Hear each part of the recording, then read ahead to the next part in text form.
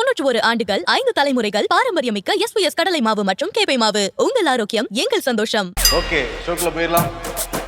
Welcome to the imperfect show. நம்மள பல பேர் வேலைக்கு நடந்து கூட போவோம், சைக்கிள்ல போவோம், பஸ்ல போவோம். ஆனா காவலர்கள் எங்கேயாவது வேலைக்கு போறப்ப நடந்து போய் நீ பாத்துருக்க? இல்லையே. அதுவும் அந்த ரேங்க்ல உள்ளவங்க எல்லாம் போய் பார்த்ததே இல்லை. டிஎஸ்பி ரேங்க்ல இருக்கவங்க எல்லாமே நடந்து போய் யாருமே பார்த்துருக்க மாட்டாங்க. ஆனா முதல்லன்னு தெரியல நமக்கு. ஆனா நடந்து போன வீடியோங்கிறது பயங்கரமா வைரல் ஆயிருக்கு. இவர் யாருன்னா மயிலாடுதுறையில மதுவிலக்கு டிஎஸ்பியா பணியாற்றிட்டு இருக்கிற சுந்தரேசன். இவர் கடந்த 10 நாளா வீட்டில இருந்து காவல் நிலையத்துக்கு நடந்து போயிட்டே இருக்காருங்கிற ஒரு செய்தியை அறிஞ்சு அதை வீடியோ எடுக்க, அந்த செய்திகள் ஒளிபரப்பாக பெரிய நியூஸா வந்து மாறிடுச்சு. சுந்தரேசன் என்ன சொல்றாருன்னா, நான் இதுக்கு முன்னாடி மனித உரிமை ஆணையத்துல வேலை பார்த்துக்கிட்டு இருந்தேன். அதன் பிறகு மயிலாடுதுறைக்கு 2024ஆம் ஆண்டு நவம்பர் மாசம் இங்க நான் வந்து பணிக்கு வந்தேன். இந்த 9 மாசத்துல 1200 வழக்குகளை நான் வந்து போட்டிருக்கேன். 700 பேரை கைது பண்ணியிருக்கேன். 5 பேரை குண்டர் சட்டத்துல நான் போட்டிருக்கேன். 23 பார்கள், இந்த முறைகேடா நடத்திக்கிட்டு இருந்த அந்த பார்களுக்கு நான் வந்து சீல் வச்சிருக்கேன். 20 வாகனத்தை நான் வந்து பறிமுதல் பண்ணியிருக்கேன். நான் நேர்மையா பணியாற்றியிருக்கேன். அதுக்கு வந்து மாவட்ட ஆட்சியாளருமே எனக்கு வந்து விருதெல்லாம் கொடுத்து கௌரவப்படுத்தியிருக்காங்க. ஆனா நான் நேர்மையா இருக்கிறது பல பேருக்கு பிடிக்கவே இல்லை. நீ லஞ்சம் வாங்க சொல்றாங்க, என்னோட கடமையிலிருந்து தவற சொல்றாங்க, என் மனசாட்சி உறுத்துது. நான் கடமையை தவறாம நடக்கணும்னு நான் வந்து நினைக்கிறேன். அதனால எனக்கு தொடர்ந்து குடைச்சல் கொடுக்குறாங்க, மன அழுத்தம் வந்து கொடுக்குறாங்க, என் உயிருக்கே ஆபத்து இருக்கு அப்படின்னு சொல்றாரு. ஒரு 15 நாளைக்கு முன்னாடி இவர் போற வாகனத்தை எஸ்ஐ செந்தில்குமார் வந்து கேட்டிருக்காரு, கொடுக்க முடியாதுன்னு மறுத்துட்டாராம். அதன் பிறகு சிறப்பு ஆய்வாளர் பாலச்சந்திரன் போன் பண்ணி கேட்டிருக்காரு, கொடுக்க முடியாது மறுத்து இருக்காரு. உடனே திருச்செந்தூருக்கு அந்த குடமுழுக்கு விழாவுக்கு பாதுகாப்பு பணிக்கு போக சொல்லி அங்க போயிருக்காரு. திரும்பி மயிலாடுதுறைக்கு சிஎம் வரப்ப அந்த பாதுகாப்பு பணியில ஈடுபட சொன்னா அதில் ஈடுபட்டு இருக்காரு. அதன் பிறகு என்னன்னா, அந்த வாகனத்தை நீ எங்க இருக்கேன்னு சொல்ல, நாங்களே வாகனத்தை வாங்கிக்கிறோம்னு சொல்லி வாகனத்தை வாங்கிட்டு போயிட்டதா சொல்றாங்க. அப்புறம் சுந்தரேசன் எஸ்பிட்ட முறையிட்டதுக்கு பிறகு ஒரு டப்பாவான வாகனத்தை வந்து கொடுத்துருக்காங்களாம். அதுல இருந்து நிறைய புகை வருமா, பிரேக் சரியா பிடிக்காத மாதிரி வாகனத்தை கொடுத்தாங்கன்னா ஓட்டி பார்த்துட்டு ரொம்ப என் உயிருக்கு ஆபத்து, என் குடும்பத்துக்கு நான் ரொம்ப முக்கியம் இல்லை, அதனால வாகனத்தை நான் திருப்பி கொடுத்துட்டேன். அதன் பிறகு நான் பலமுறை வாகனம் கேட்டும் கொடுக்கவே இல்லை. நான் நேர்மையா பணியாற்றினதுக்கு கிடைச்ச ஒரு பலனை என் வாகன பறிப்பு அப்படின்னு வந்து முறையிட்டு இருக்காரு. இப்ப தமிழ்நாடு காவலர்கள் பல பேர் நேர்மையா இருக்காங்க, அவங்களுக்கு கிடைக்கிற பரிசு இதுதான், அதுக்கான உதாரணமே நான் தான் அப்படிங்கிறாரு. இப்ப 4 பேரை நிக்க வச்சு கேள்வி நேரம் சொல்றாரு. அது யாருன்னா முக்கியமான ஆட்களா இருக்காங்க எல்லாருமே. முதல்ல வந்து இந்த சிறப்பு ஆய்வாளர் பாலச்சந்திரன், ரெண்டாவது வந்து எஸ்பி, அந்த மாவட்ட எஸ்பி ஸ்டாலின், அப்புறம் ஐஜி செந்தில்வேலன், அப்புறம் வந்து ஏடிஜிபி டேவிட்சன் தேவாசீர்வாதம். எல்லாருமே வந்து ஒரு கூட்டு சதி பண்றாங்க என் மேல, எல்லாத்தையும் நிக்க வச்சு கேள்வி கேட்கணும்.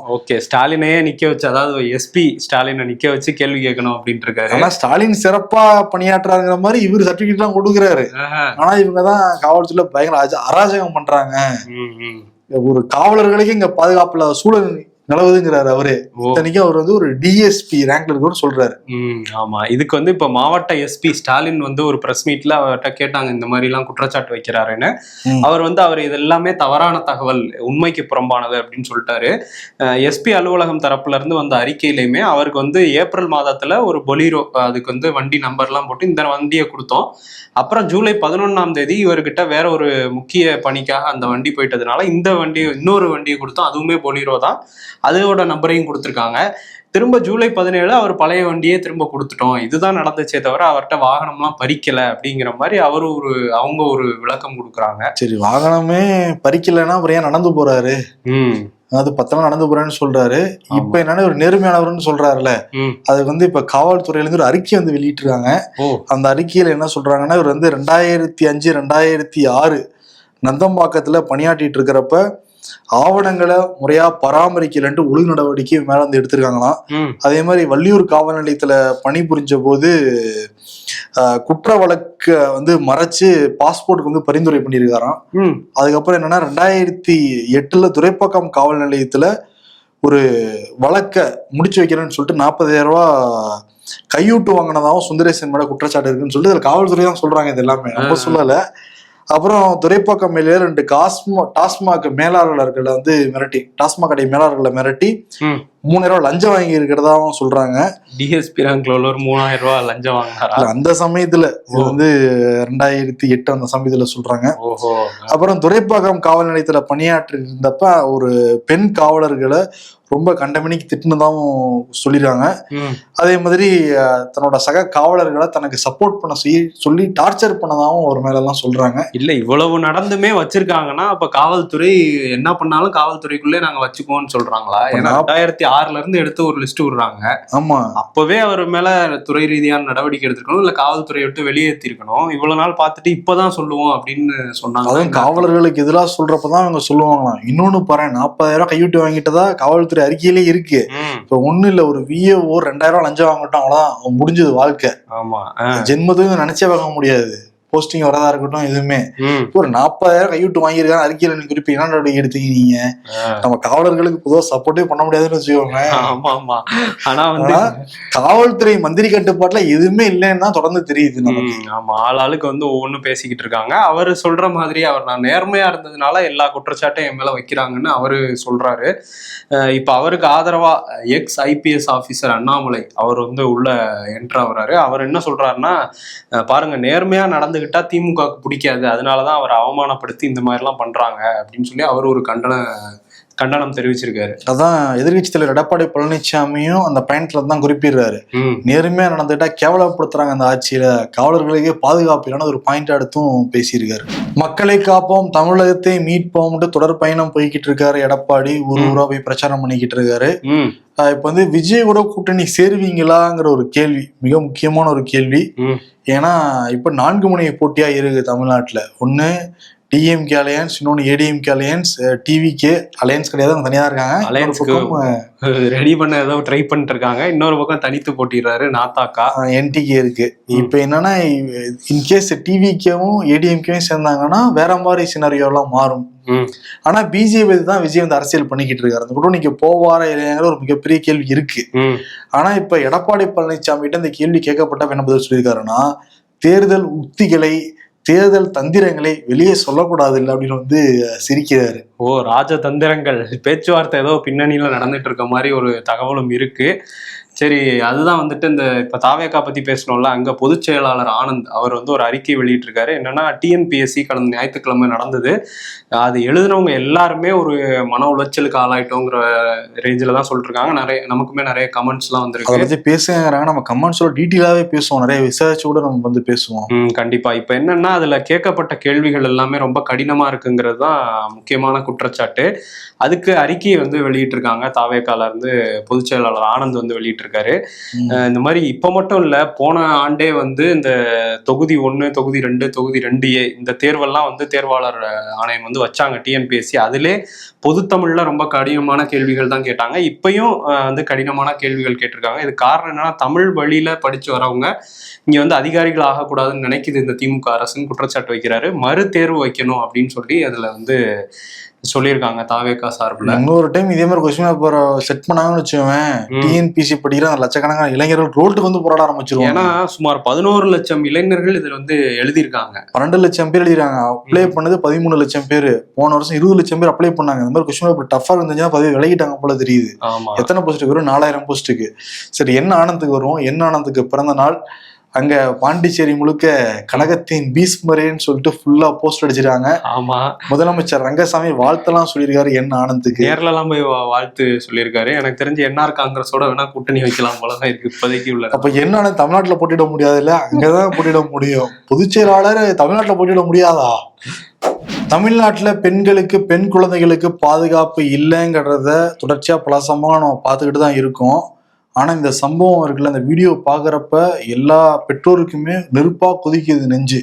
அந்த மாதிரி ஒரு சம்பவம் நடந்திருக்கு தமிழ்நாட்டுல. எங்கன்னா, கும்மிடிப்பூண்டி பக்கத்துல ஆரப்பக்கங்கிற ஒரு பகுதி இருக்கு. அங்க 10 வயது சிறுமி ரயில்வே நிலையத்தை ஒட்டி இருக்கிற ஒரு ஒத்த அடி பாதையில தன்னோட பாட்டி வீட்டுக்கு போய்கிட்டு இருக்காங்க. அப்ப பின்னாடி வந்த ஒரு இளைஞன்னா சொல்ல முடியாது, ஒரு கொடூரன்னு தான் சொல்லணும். அந்த சிறுமியோட வாயை பொத்தி பக்கத்தில் இருக்கிற அந்த முள் காட்டுக்கு பக்கம் தூக்கிட்டு போய் ஒரு மாந்தோப்புல வச்சு அந்த சிறுமிக்கு பாலியல் வன்கொடுமை பண்ணியிருக்கான். அந்த சிறுமி எவ்வளோ கெஞ்சியும் அந்த கொடூரன் விடவே இல்லை. அதன் பிறகு அந்த சிறுமி அவன்கிட்ட இருந்து எப்படியோ தப்பிச்சு தன்னோட பாட்டி வீட்டுக்கு வந்து போயிருக்காங்க. நடந்ததை சொன்னோடனே அவங்க வந்து மருத்துவமனை கூட்டு போயிருக்காங்க. அங்கேயும் வந்து மருத்துவமனையில சரியா ட்ரீட்மெண்ட் கொடுக்கலன்னு சொல்றாங்க. அப்புறம் போலீஸ் ஸ்டேஷன்ல விசாரிக்கலன்னு வந்து சொல்றாங்க. இப்போ இந்த வீடியோ காட்சிகள் வெளியாகி ரொம்ப பதவியேற்பு வந்து ஏற்படுத்தியிருக்கு எல்லாருக்குமே. ஆமா, என்ன நடந்திருக்குன்னா அவங்க ஆரப்பாக்கம் போலீஸ் ஸ்டேஷன் போயிருக்காங்க. இந்த சம்பவம் தெரிஞ்ச உடனே அங்க கம்ப்ளைண்ட்டுக்கு எந்த ஒரு ரெஸ்பான்ஸும் இல்லாம இருந்திருக்காங்க. அப்புறம் ரொம்ப அப்செட் ஆகி அலக்கழிச்சிருக்காங்க. அதுக்கப்புறம் தான் மருத்துவமனைக்கு போலான்னு அங்க பக்கத்துல உள்ள மருத்துவமனைக்கு, அரசு மருத்துவமனைக்கு போனா அங்க வந்து ட்ரீட்மெண்ட் பண்ண மாட்டேன்னு சொல்ல, அப்புறம் அங்கேயும் அலக்களிப்பை சந்திச்சுட்டு அதுக்கப்புறம் தான் போய் பொன்னேரியில ட்ரீட்மெண்ட் பார்த்துருக்காங்க. 5 நாள் ஆகியும் பெரிய நடவடிக்கை இல்லை. டிஎஸ்பி அலுவலகத்துல புகார் கொடுத்தோன்னு தான் இப்போ டிஜிபி வந்து இதுல தலையிட்டு உத்தரவுலாம் போட்டிருக்காரு. அதுக்கப்புறம் தான் இந்த வீடியோ காட்சிகள் வேற, சிசிடிவி காட்சிகளும் வெளியானோன்னா இதை வேகமா விசாரிக்கணும்னு இப்ப காவல்துறை வந்து வந்திருக்கிறாங்க. அந்த வாக்குமூலமும் வாங்கியிருக்காங்க அந்த சிறுமி கிட்ட. அந்த சிறுமி வந்து நான் ரொம்ப கத்துனேன், என்னை விட்டுருன்னு சொன்னேன், கத்துனா கொலை பண்ணிடுவேன் மிரட்டினா. அதுக்கப்புறம் வந்து ஹிந்தியில யாருக்கோ ஃபோன் பண்ணி ஏதோ சொல்லியிருக்கான், வேற ஆளை கூப்பிடுறான் போல அப்படின்னு தெரிஞ்சுக்கிட்டு அந்த மாணவி ஏதோ சுதாரிச்சுட்டு அங்க மண் எடுத்து அவன் கண்ணில் தூவிட்டு தான் அங்கேருந்து தப்பிச்சு போயிருக்காங்க. இப்படி ஒரு சம்பவம் நடந்திருக்கு. இதுக்கான வாக்குமூலம் வாங்கப்பட்டிருக்கு. கூடிய விரைவில் அரெஸ்ட் பண்ணுவோம் அப்படின்லாம் காவல்துறையில இருந்து சொல்றாங்க. இப்போ இந்த யார் அந்த கொடூரங்கிறத விசாரிச்சுட்டு இருக்காங்களாம். ஏன்னா சிசிடிவி காட்சிகள் பின்னாடி இருந்து எடுக்கப்பட்டிருக்கு. முன்னாடி ஏதாவது அடையாளம் தெரியணும் அப்படின்லாம் வேற சிசிடிவி காட்சிகளை விசாரிச்சுக்கிட்டு இருக்காங்க, ஆய்வு பண்ணிக்கிட்டு இருக்காங்க. ஆனா தமிழ்நாடு காவல்துறை எவ்வளோ மெத்தனமா செயல்படுங்கிறதான உதாரணம் நம்ம தொடர்ச்சியா பார்த்துக்கிட்டு இருக்கோம். இந்த சம்பவத்திலும் நம்ம வந்து பாக்குறோம். என்னன்னா காவல் நிலையத்துக்கு போய் புகார் சொன்னா கூட உட்காருங்க விசாரிக்கிறோம் அப்படின்னு சொல்றது எந்த வகையில அந்த பெற்றோர்களுக்கு எவ்வளவு தூரம் வந்து நெஞ்சு குதிச்சிருக்கும். ஆமா, எவ்வளவு கோவப்பட்டிருப்பாங்க அவங்க. மனசாட்சியே இல்லாம தான் இந்த மாதிரி புகாரை கூட எடுக்க மாட்டோம்னு சொல்றாங்கன்னா அப்ப எவ்வளவு மனசாட்சியற்று இருக்காங்கன்னு நம்ம தெரியும். ஏன்னா ஆட்சி கெட்ட பேர் வந்துரும்ல. மேலிடம் சொன்னா மட்டும் தான் எல்லா வழக்கையும் நாங்க எடுப்போம் அப்படின்னா மொத்த தமிழ்நாட்டுல எவ்வளவு காவல் நிலையம் இருக்கு, எல்லாத்துக்கும் நீங்க அப்ரூவ் வாங்கிட்டு தான் எடுப்பீங்க அப்படின்னா இப்ப மக்களுக்கு என்ன பாதுகாப்பு, பெண்களுக்கு என்ன பாதுகாப்பு, குழந்தைகளுக்கு என்ன வந்து பாதுகாப்பு இருக்கு இந்த நாட்டுல, இந்த அரசாங்கத்துல?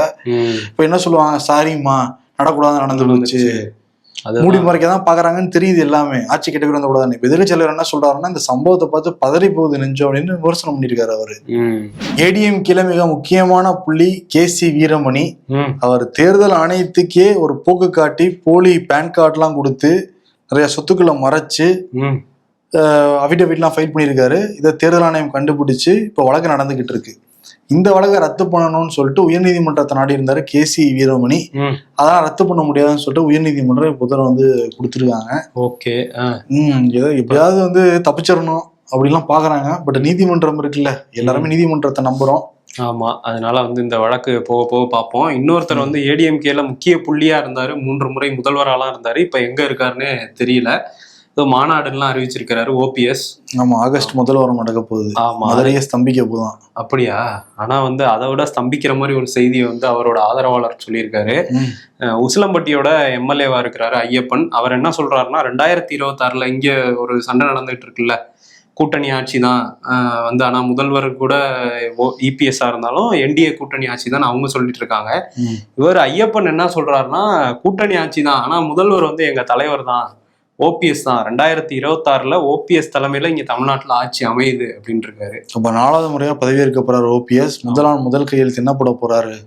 எடப்பாடியை தமிழ்நாட்டிலிருந்து நீக்குகிறேன் அப்படின்னு ஏதாவது போடுவார். இந்த மாதிரிதான் அவர்.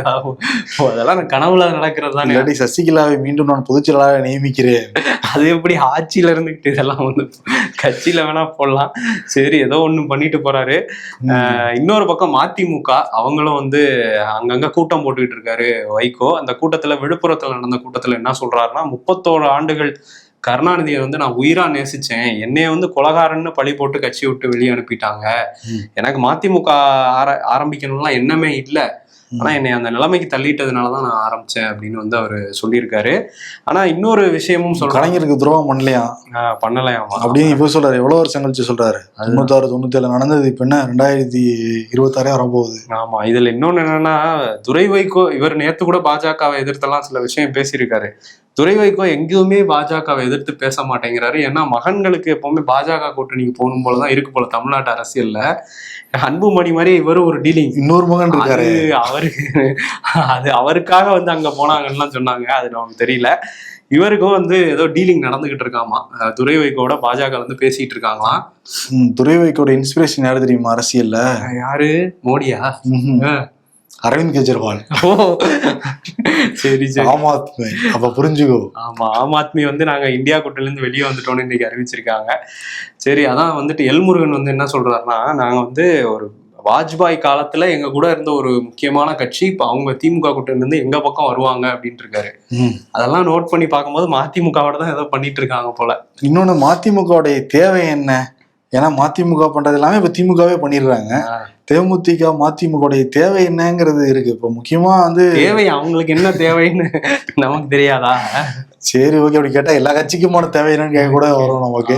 மக்கள் நலன் சொல்றோம், மக்கள் நலன் அதானே தேவை. இன்னொரு பக்கம் தமிழிசை சவுந்தரராஜன் அவங்களும் காமராஜரை பத்தி எப்படி சொல்லலாம் திருச்சி சிவாலாம் வந்து பேசுறாங்க.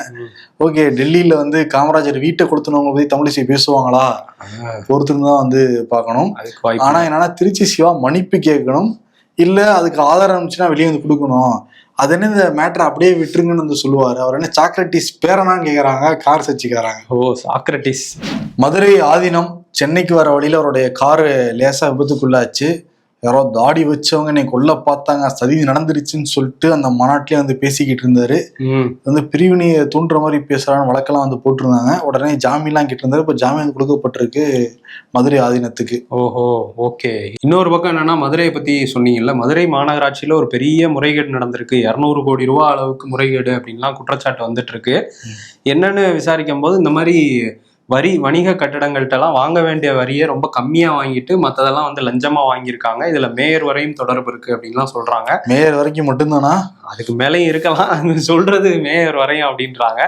அதனாலதான் மேயர் மண்டல தலைவர்கள்லாம் ராஜினாமா பண்ண சொல்லி ஸ்டாலினே சொல்லிட்டாருங்கிறது குற்றச்சாட்டா இருக்கு. இதை பத்தி நிறைய கமெண்ட்ஸ் கூட வந்துருந்துச்சு. நம்ம டீட்டெயிலா என்ன நடந்துச்சுன்னு விசாரிச்சு கூட நம்ம கமெண்ட் ஷோல பேசலாம். ஏன்னா அது 4 நிமிஷம் கூட பேச மேட்டர் கிடையாது, அதோட பெரிய மேட்டர் இது. ஆமா, எப்படி கோல்மால் பண்றாங்க, ஊழல் பண்றாங்க அப்படிங்கிறத டீட்டெயிலா பேசுறப்ப நீங்க வந்து புரிஞ்சுக்கலாம். சோனியா காந்தியோடைய மாப்பிள்ளை யாருன்னா ராபர்ட் வதேரா, பிரியங்கா காந்தியோடைய கணவர். இப்ப அவர் மேல அமலாக்கத்துறை வழக்கு பதிவு செஞ்சு விசாரிச்சுக்கிட்டு இருக்காங்க. குற்றப்பத்திரிக்கையும் தாக்கல் பண்ணிருக்காங்க டெல்லி நீதிமன்றத்துல. இப்ப அவருடைய 37 கோடி சொத்து ஃப்ரீஸ் செய்யப்பட்டிருக்கு. 37 கோடி அளவான சொத்து. என்னன்னா ஹரியானா பக்கத்துல குருகிராம் அந்த சைட்ல வந்து காங்கிரஸ் ஆட்சி காலத்துல ஒரு 2008 4 கோடிக்கு லேண்ட் வாங்கியிருக்காரு, ஒரு 3.5 ஏக்கர். ஓகே, 4 வருஷம் கழிச்சு அதை வந்து கிட்டத்தட்ட 58 கோடிக்கு வித்திருக்காரு. இது ஆட்சிக்கு வந்தோடனே பிஜேபி மோகம் முடிச்சு அது எப்படி 4 கோடி நீங்க வாங்குவீங்க, எப்படி 58 கோடிக்கு விற்பீங்கன்னு தொடர் விசாரணையில அவருடைய 37 கோடி சொத்து, பல்வேறு அசையா சொத்து இப்போ வந்து முடக்கப்பட்டிருக்குங்கிற தகவல். இன்னொரு பக்கம் இந்த நேஷனல் ஹெரால்டு வழக்கு தொடர்ந்து நடந்துகிட்டே இருக்கு. எப்ப வேணாலும் அதுலயும் தீர்ப்பு வரலாம் அப்படின்லாம் சொல்றாங்க. ஓகே, அதெல்லாம் வெயிட் பண்ணி பார்ப்போம். பீகார் தேர்தல் வேற நெருங்குது. நிதிஷ்குமார் வந்து ஒரு அறிவிப்பு வந்து வெளியிட்டிருக்காரு.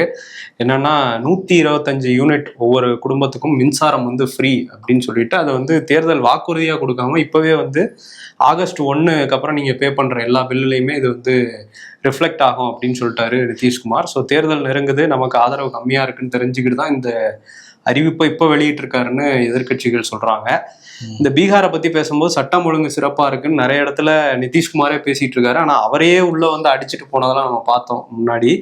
பட் அந்த அளவுக்கு தான் இருக்குது அங்க சட்டம் ஒழுங்கு. என்ன நடந்திருக்குன்னா, அங்க ஒரு பாட்னா, தலைநகர் பாட்னால பராஸ்னு ஒரு மருத்துவமனை, அதுக்குள்ள வந்து ஒரு 5 பேர் வராங்க, கன்னை எடுத்துட்டு வந்து லோட் பண்றாங்க, உள்ள ஒரு ரூம்குள்ள போறாங்க, போய் ஒரு ஆளை சுட்டுட்டு வெளியே போயிட்டாங்க. இப்ப விசாரணையில என்ன தெரிய வந்திருக்குன்னா, சந்தன் மிஸ்ராங்கிற ஒரு கேங்ஸ்டர் தான் சுடப்பட்டிருக்காரு அந்த மருத்துவமனையில. அவர் பரோல்ல வந்து வெளியே வந்திருக்காராம். ஒரு 24 கிரிமினல் கேஸ் இருக்கான் அவர் மேல. முன்பகை காரணமா இன்னொரு கேங்ல இருந்து இதை பண்ணிருக்கலாங்கிற கோணத்துல இப்ப விசாரணை வந்து நடந்துட்டு இருக்கு. இந்த கேங்ஸ் ஆஃப் வாசிப்பூர்னு ஒரு படம், நிறைய பேருக்கு அது பிடிக்கும். கேங்ஸ் ஆஃப் வாசிப்பூர் மாதிரியே இருக்கு. அசால்ட்டா அப்படியே பான் ப்ராக் கூட உள்ள தூக்கிட்டு இருக்காங்க, வந்து லோட் பண்ணி சுட்டு அசால்ட்டா வெளியே போய்கிட்டு இருக்காங்க. இல்ல, அதை வச்சுதான் படமே எடுக்கிறாங்கன்னு நினைக்கிறேன். அந்த அளவுக்கு பீகார் யூபியில துப்பாக்கி கலாச்சாரம் வந்து இருக்குது. சரி, இன்னொரு விஷயம் என்னன்னா, கர்நாடகா அங்கேயும் வந்து ஒரு சேர் பிரச்சனை நடந்துட்டு இருக்கு. சிஎம் சேர் எனக்கு தானே டிகே சிவகுமார் அவர் ஒரு பக்கம் போக, சித்தராமையா இன்னொரு பக்கம் போக, அங்க காங்கிரஸ் என்ன பண்றதுன்னு தெரியாம முழிச்சிட்டு இருக்காங்க. இதுல இன்னொரு பிரச்சனை சித்தராமையாவுக்கு வந்திருக்கு. என்னன்னா, சரோஜா தேவி மறைவுக்கு ஒரு இரங்கல் பதிவு போட்டிருந்தாரு, சமூக ஊடகங்கள்லாம் போட்டிருந்தாரு. அதுல இந்த மெட்டா ஃபேஸ்புக்ல போடும்போது அவங்களே டிரான்ஸ்லேட் பண்ணி கொடுப்பாங்கல்ல, இங்கிலீஷ்ல கன்னடத்துல போட்டதை, அதுல சித்தராமையா காலமானாருங்கிற மாதிரி இங்கிலீஷ்ல வந்து டிரான்ஸ்லேட் ஆயிடுச்சு. இது அவரே வந்து ரொம்ப கோவப்படுத்தினதுனால இப்ப இப்போ கண்டனம் தெரிவித்தது மட்டும் இல்லாமல் அரசு தரப்புல மெட்டாக்கு வந்து கடிதம் எழுதியிருக்கோம், கன்னடத்தை இப்படிதான் டிரான்ஸ்லேட் பண்ணுவீங்களா அப்படின்னு சொல்லி அவர் வந்து கடிதம்லாம் எழுதியிருக்கதா கோபமா சொல்லியிருக்காரு. உக்ரைன் ரஷ்யா வார் சீக்கிரம் முடிவுக்கு வரணும் அப்படின்னு சொல்லி ட்ரம்ப் நினைக்கிறாரு. அதான் 50 நாட்கள்ல முடிவெடுக்கலைன்னா நான் 100% டேரிஃப் போடுவேன் ரஷ்யா மேலங்கிறத சொன்னாரு. இப்போ உக்ரைனுக்கு ஆயுதங்கள் ராணுவ உதவிகள்லாம் பண்ணிக்கிட்டு இருக்காரு. இது நடுவில் நேட்டோ வேற சீனா இந்தியா பிரேசில் 3 நாடும் ரஷ்யாவுக்கு அழுத்தம் கொடுத்து போற நிப்பாட்டணும், ஏன்னா நாங்க டேரிஃப் போட்டுருவோம்னு மிரட்டினாங்கல்ல. அதுக்கு வந்து வெளியுறவுத்துறை செய்தி தொடர்பாளர் ரந்தீர் அவர் என்ன சொல்லியிருக்காருன்னா, நேட்டோவே ரிட்டைன் நிலைப்பாடு எடுக்கிறாங்க, அவங்களே இன்டைரக்டா ரஷ்யாவோட வணிகம் பண்ணிக்கிட்டு இருக்காங்க, ஆனா நம்மளே மிரட்டுறாங்கன்னு சொல்லிட்டு கண்டனம் வந்து தெரிவிச்சிருக்கு இந்தியா. அதானே நேட்டோ நாடுகள்லாம் ரஷ்யாவோட அண்டர் கிரவுண்ட் டீலிங் மாதிரி ஒண்ணு பண்ணுவாங்களாம், இந்தியா மட்டும் பண்ணக்கூடாதா? இந்தியாவுமே அண்டர் கிரவுண்ட் டீலிங் தான், பைப்புலயே எடுத்துக்கிட்டு இருக்காங்க நிறைய இதை கச்சா எண்ணெய் அது இதுன்னு கேஸ் பைப் லைன் எல்லாம் போயிட்டு இருக்கு. சரி, இன்னொரு விஷயம் என்னன்னா, இந்த போரை பத்தி பேசும்போது நெதன்யாகு அவர் வந்து போரை தொடர்ச்சியா நடத்திட்டு இருக்காரு. இப்ப அங்க வந்து அல்ட்ரா ஆர்த்தடாக்ஸ் ஜூஸ்னு ஒரு அமைப்பு, ஒரு குழு இருக்காங்க. அவங்க வந்து நாங்க தான் மேலே இங்கே சாதி படிநிலாம் இருக்க மாதிரி நாங்கள் தான் எல்லாரோடையும் மேலே அப்படின்னு சொல்லி அங்கே சொல்லிக்கிட்டு இருக்காங்க. அதுக்கு 2 கட்சியும் இருக்குது. அந்த 2 கட்சியும் இப்போ ஆதரவை வாபஸ் வாங்கியிருக்காங்க நெதன்யாகு கவர்மெண்ட்லேருந்து. ஸோ ஏற்கனவே அவர் மைனாரிட்டி தான் அவரோட கட்சி. இப்போ இந்த 2 பேரும் வெளியே போனதுனால மெஜாரிட்டியை இழந்துட்டாரு. ஏன் வெளியே போனாங்கன்னா, அங்கே வந்து இந்த கட்டாய இராணுவ சேவை இருக்குது. எல்லாருமே வந்து இளைஞரானோன்னா இராணுவத்தில் குறிப்பிட்ட காலம் வந்து பணியாற்றணும். இது நிறைய நாடுகளில் இருக்க மாதிரி அங்கேயும் இருக்குது. அதில் இவங்களுக்கு ரொம்ப காலமாக வந்து இவங்க பண்ண வேணாம், அல்ட்ரா ஆர்த்தடாக்ஸாக இருக்கிறதுனால இவங்களுக்கு வந்து வேணாம் அப்படிங்கிற ஒரு ரூல் இருந்தது. அதை ரிவோக் பண்ணுற மாதிரி ஒரு சட்டத்தை கொண்டு வந்தார் நெதன்யாகு. அதில் கோபமாகி தான் இப்போ ஆதரவை வந்து வாபஸ் வாங்கியிருக்காங்க. ஸோ அவர் ஆட்சியே அங்கே இருக்குமா இருக்காதா அப்படிங்கிற மாதிரி ஒரு விஷயம் இருக்கு. கவிழ் தான் ஒட்டுமொத்த நாட்டுக்கே நல்லதுதான் எல்லாருமே நினைக்கிறாங்க. ஏன்னா 58,000 பேர் கொண்டிருக்கு அந்த பேய் அரசாங்கம். ஆமா, கொண்டிருக்கு. அடுத்து வரவரும் நெதன்யாகு மாதிரியே இருந்தா அது தொடர் கதையா தான் இருக்கும். சரி, பார்ப்போம். நம்ம பாசிட்டிவா யோசிப்போம். பஹல்காம் தாக்குதல்ல லஷ்கர் இ தொய்பாவோட கிளை அமைப்புன்னு சொல்லிட்டு தி ரெசிஸ்டன்ஸ் ஃப்ரண்ட் அவங்க தான் வந்து நாங்க பொறுப்பேற்றுக்கிறோம் அப்படின்லாம் சொல்லியிருந்தாங்க. இப்போ அந்த அமைப்பை வந்து அமெரிக்கா வந்து ஒரு தீவிரவாத அமைப்பு அப்படின்னு சொல்லி டேக் பண்ணியிருக்காங்க. இதை வந்து இந்தியா வந்து வரவேற்றிருக்கு. இன்னொரு பக்கம் அமெரிக்காவை பற்றி பேசும்போது டொனால்ட் ட்ரம்ப் அவருக்கு வந்து கிரானிக் வீனஸ் இன்சஃபிஷியன்சின்னு ஒரு நோய் இருக்கதா அவங்களோட பர்சனல் டாக்டரே வெளியே வந்து சொல்லியிருக்கிறாங்க. இப்போ என்ன சொல்கிறாங்க அப்படின்னா, அந்த கால் வந்து வீக்கமாக இருந்தது அவருக்கு. இந்த சிவிஐ அப்படிங்கிற அந்த டிசீஸ் வந்து கால் பகுதியில் உள்ள நரம்பு வந்து இதயத்துக்கு ரத்தத்தை அனுப்ப முடியாத அளவுக்கு செயலிழந்து போனாதான் இந்த நோய் வரும் அப்படின்னு சொல்லியிருக்காங்க. இதுக்கான ட்ரீட்மெண்ட் அவருக்கு வந்து கொடுக்கப்படும் அப்படின்லாம் அவங்க மருத்துவர் வந்து சொல்றாங்க. இதுக்கிடையில இந்த எப்ஸ்டின் ஃபைல்ஸ் அதில் அவர் பேர் இருக்கு, அது வந்து ஒரு பெரிய பூதாகரமா மாறலாம் அப்படிங்கிறதுனால அதை மறைக்கிறதுக்காக பல விஷயங்கள் சுத்தி பண்ணிட்டு இருக்காருன்னு ஒரு குற்றச்சாட்டு ட்ரம்ப் மேல இருக்கு. அப்படியே ட்ரம்ப்பை பத்தி பேசும்போது இன்னொரு விஷயத்தையும் ட்ரம்ப் பண்ணியிருக்காரு. என்னன்னா, ஒரு 17 ஜட்ஜஸ்க்கு இமெயில் போயிருக்கு இந்த வாரத்திலே, நீங்கெல்லாம் வந்து வீட்டுக்கு போகலாம், நீங்கெல்லாம் ஜட்ஜே கிடையாது இனிமே அப்படின்னு சொல்லிட்டு அங்கேயும் லே ஆஃப் பண்ணியிருக்காரு. நீதியே வேணாங்கிற மாதிரி ஒரு முடிவு எடுத்திருக்காரு ட்ரம்ப். இவங்கெல்லாம் எந்த கோர்ட்ல ஜட்ஜஸா இருக்காங்கன்னா, அந்த இமிகிரேஷன் கோர்ட்ஸ். அங்கதான் வந்து இந்த ஏற்கனவே அவருக்கு இமிகிரன்ஸை பார்த்தா பிடிக்கல, எல்லாரும் வெளியே போங்கன்னு சொல்லிட்டு இருக்காருல்ல. இப்போ வெளியே போங்கன்னு சொல்லும் போது இந்த இமிகிரேஷன் கோர்ட்ல நிறைய பேர் வந்து மனு போடுறாங்களாம், இந்த மாதிரி எங்களுக்கு வந்து இதை ரத்து பண்ணணும் அப்படின்னு சொல்லிட்டு. சில பேருக்கு ரத்தாயிருக்கு, சில பேருக்கு வந்து அதை வந்து கால அவகாசம் கொடுக்குறாங்க. இதெல்லாம் ட்ரம்ப்புக்கு பிடிக்காதனாலதான் இதை பண்றாரு அப்படின்னு ஒரு தகவல் இருக்கு. ஸோ இப்படிதான் வந்து ட்ரம்ப்போட அட்ராசிட்டிஸ் தொடர்ந்துகிட்டே இருக்குது அமெரிக்கால.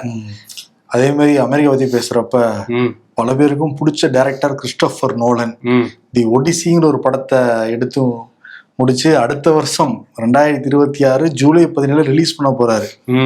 இப்போ என்னன்னா, அதுக்கான டிக்கெட் புக்கிங் ஓப்பன் ஆயிருக்கு. ஓப்பன் பண்ண சில வினாடிகள்லயே ஃபுல்லா இருக்காங்க எல்லா தேட்டருமே. 3 நிமிஷத்துல எல்லாம் முடிஞ்சிருச்சு, கிளம்புங்கிற மாதிரி சொல்லியிருக்கிறாங்க. அந்த அளவுக்கு ஒரு வருஷத்தோட எதிர்பார்ப்பு இருக்கிற ஒரு படமா இருக்காது. ஏன்னா பல பேருக்கு ரொம்ப பிடிக்கும். இன்ஸ்பெக்ஷன் ஆகட்டும், ஒரு பீரியட் ஃபிலிம்னு சொல்றாங்க கிரீக் மன்னரை பத்தி. ஸோ அதை வந்து ஒரு வருஷத்துக்கு முன்னாடி பாக்குறதுக்கு இப்பவே தயாராயிட்டாங்க எல்லாரும். ட்ரம்ப் ஒரு வருஷத்துக்குள்ள என்னென்ன பண்ண போறாருன்னு தெரியலனாலும் டிக்கெட்டை புக் பண்ணி வச்சுக்கோன்ட்டு புக் பண்ணி இருக்கிறாங்க. அமெரிக்காவை பத்தி பேசிட்டு இருந்தோம். அங்க ஒரு வீடியோ வந்து பயங்கர வைரல் ஆயிருக்கு. பாஸ்டன்ல கோல்ட் பிளே கான்சர்ட்டுக்கு போயிருக்கிறாரு அஸ்ட்ரானாமர் அப்படிங்கிற அந்த ஏஐ பேஸ்டு டேட்டா கம்பெனியோட சிஇஓ.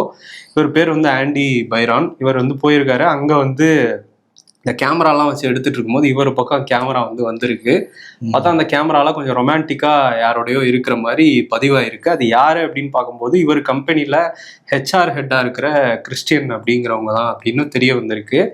இது ஒரு அஃபேர் அப்படின்னு சொல்லிட்டு பெரிய சர்ச்சையாகி இப்போ அவங்களோட ஒய்ஃப் மேகன் அவங்க என்ன பண்ணியிருக்காங்கன்னா மேகன் பைரான்னு போட்டிருந்ததை சோஷியல் மீடியாலேருந்து எடுத்துட்டாங்க. ஸோ அஃபேருங்கிறது கன்ஃபார்ம் ஆயிடுச்சு. அவர் ஆனால் அது நான் இல்லை அப்படிங்கிற மாதிரி சில போஸ்ட் எல்லாம் போட்டிருக்கதாகவும் சொல்றாங்க. மணிப்பியா கல்யாணம் சமாளிக்கிறாருன்னு சொல்றாங்க. ஆனா என்னன்னா இந்த செய்தி இன்டர்நேஷனல் லெவல்ல ஒரு பெரிய பேசுபொருளா மாறிடுச்சு. மில்லியன்ஸ் கணக்கான வியூஸ் போய்கிட்டே இருக்கும். ஆமா, அந்த வீடியோ பயங்கர வைரல் ஆயிருக்கு.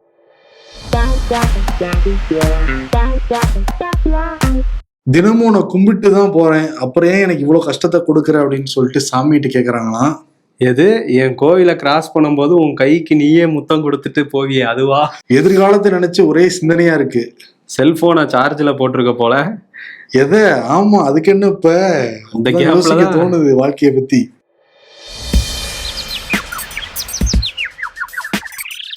பேயாக மாறினாலும் பெண் தான் சமைக்க வேண்டும் என்பது எவ்வளவு பெரிய ஆணாதிக்கம்னு மோகினி படத்துல காலே விறகா வச்சு சமைக்கிற பேய் படத்தை போட்டிருக்காங்க. பிரம்மாண்டமான கட்சி இணைய உள்ளது எடப்பாடியார். IJK சொல்லுதாரோ அப்படின்னு போட்டிருக்காங்க. அரசியல்ல இதெல்லாம் சாதாரணமாப்பா. விருது எடப்பாடி பழனிசாமிக்கு கொடுத்துடலாம். தந்திரம்லாம் இருக்குங்க, அது எப்படிங்க முன்னாடியே நாங்க சொல்ல முடியும் அப்படின்னு ஒன்று யோசிக்கிறாருல. ஒரு மாய கண்ணாடியை போட்டு ஏதோ கால்குலேஷன்லாம் பண்ணிக்கிட்டு இருக்காரு அவரு. ஆமா, அதனால மாய கண்ணாடிங்கிற விருது எடப்பாடி பழனிசாமிக்கு நம்ம கொடுத்துடலாம். சேரன் நடிச்ச படம்னு நினைக்கிறேன் மாய கண்ணாடி. சரி, ஓகே, நன்றி. 91 ஆண்டுகள் 5 தலைமுறைகளின் பாரம்பரியத்துடன் வாடிக்கையாளர்களின் நன்மதிப்பை பெற்ற SVS கடலை மாவு மற்றும் கேப்பை மாவு.